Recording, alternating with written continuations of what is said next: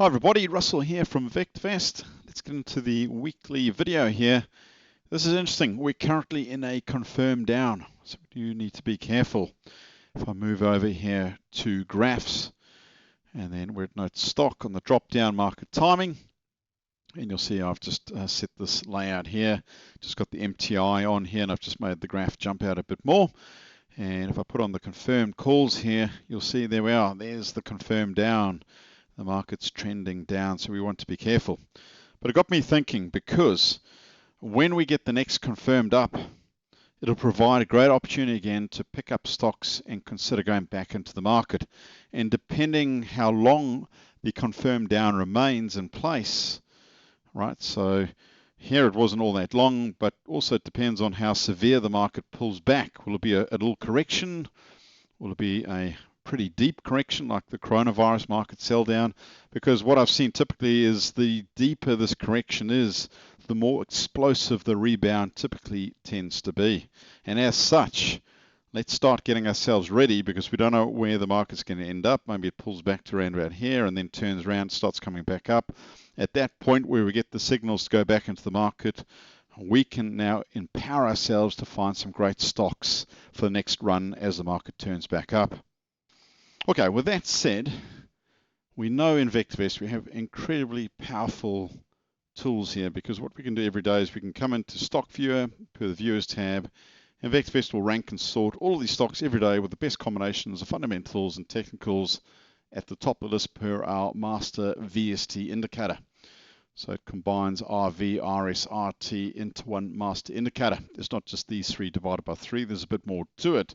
But that said, our VST indicator will find you the best combinations of fundamentals and technicals.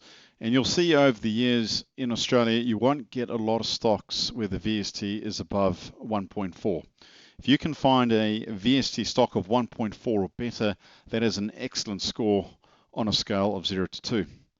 Now, when you look closely too at these given VST scores of 1.4 or higher, you'll see here, for example, Fortescue Metals, all right, very good financials, RS. RS on a scale of 0 to 2, consistency and reliability of those company financials. It's a solid score of 1.36. But if you look at this one here, Mainstream BPO, a very good VST score, 1.44. Excellent technical scores. So this company is rocketing up in price currently. But you'll see here the RS score is below 1. And it got me thinking, I like a solid VST score, 1.2, 1.3 or higher, great. These are excellent companies to consider. And then what I'm going to do in this exercise is I'm going to become even more fussy and say, okay, I want, in this example, 1.4 or higher, but I also want an RS score of 1.2 or higher. So when I look at someone like Mineral Resources, I'd say, great, 1.4, and the relative safety score is 1.29. Then you might be saying, well, hang on, how come Mainstream BPO has got a higher VST score? The reason why it's got just a slightly higher score is because this company is booming up in price at the moment per the technicals. So the technicals are on fire. This thing's moving up in price. All right, and as such, that's why it just pips Mineral Resources in terms of a VST score. When the technicals start coming off, let's say the technicals drop from 1.86 on a scale of 0 to 2 down to, let's say, 1, well, then you can certainly bet the fact that the VST score will come down a fair bit. All right, it'll go below 1.4. All right, whereas Mineral Resources, the RT score is not running quite as hot.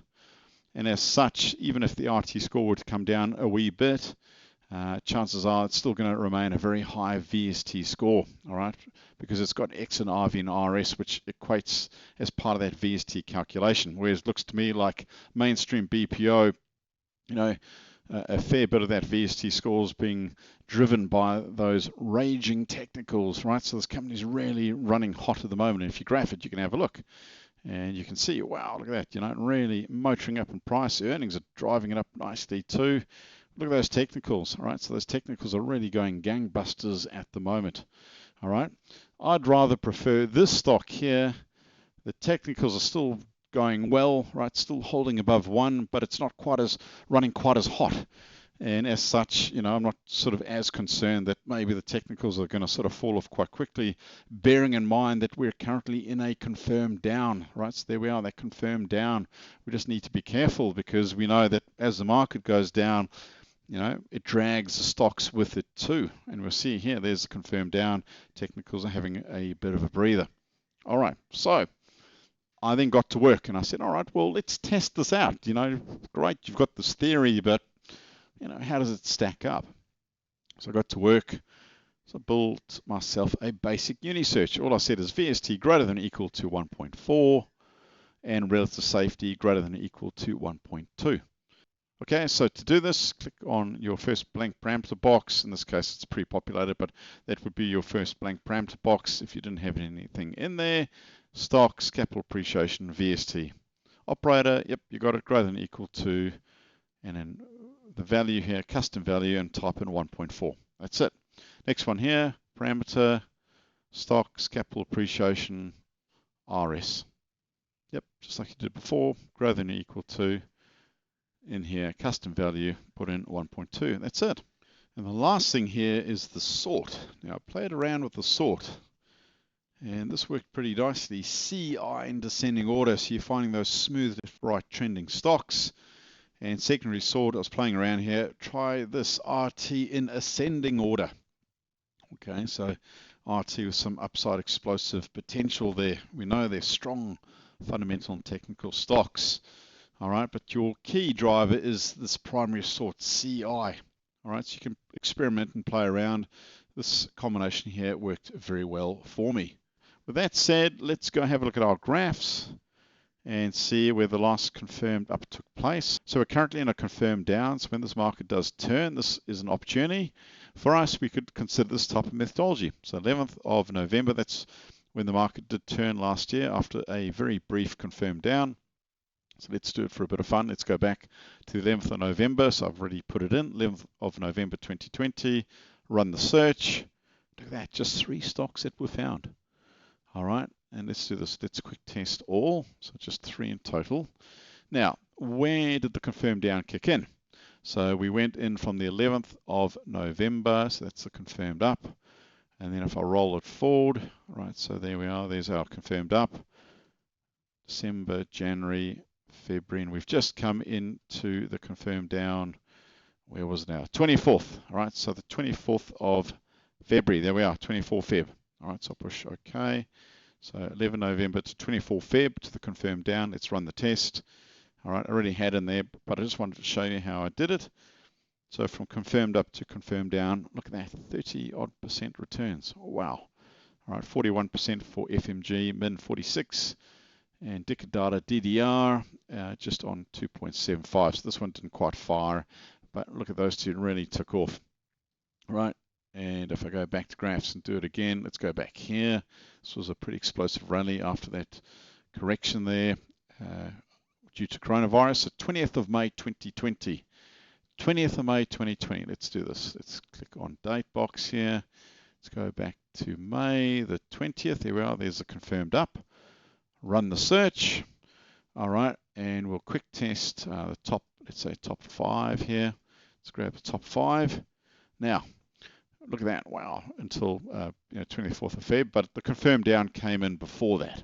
All right, because if you look at May, so if I go back all the way back to May, there was a confirmed up, so we now need to look where the confirmed down took place on the 29th of October. There we are. So 20 May to 29 October, run the test. 68%. Amazing returns. Just one let you down, AEF.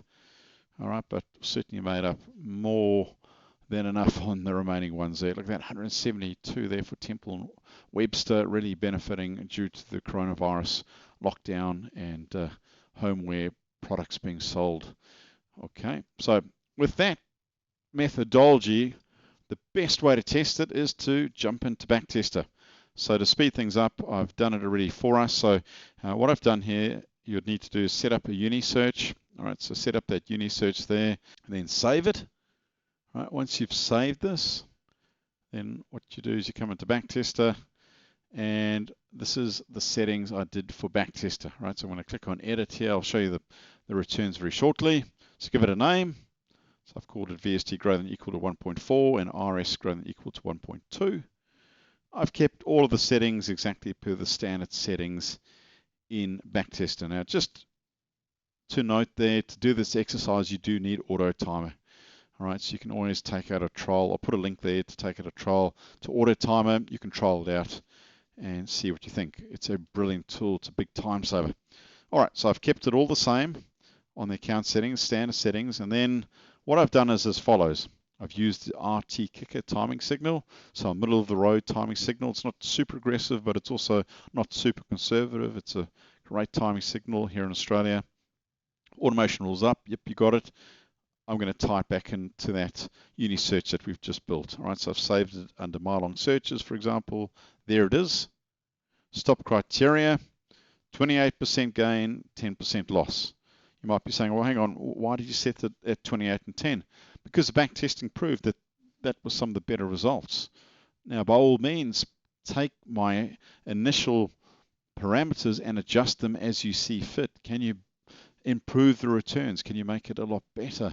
All right, this is a great starting point. All right, next one here, more settings. I'm going to keep this to being a pretty small portfolio, just 5 stocks in total. All right, don't limit the number of positions opened in a day. Don't close any open positions. You keep adding until you've built up 5 in total. Invest average portfolio value.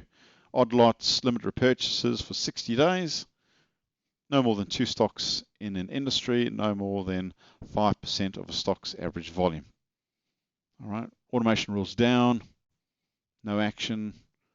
And for the neutral, no action as well. Click finish. All right, the date I've sent here, I've gone all the way back to the start of 2012 and run it through until March 2021. All right, and then you click finish and run.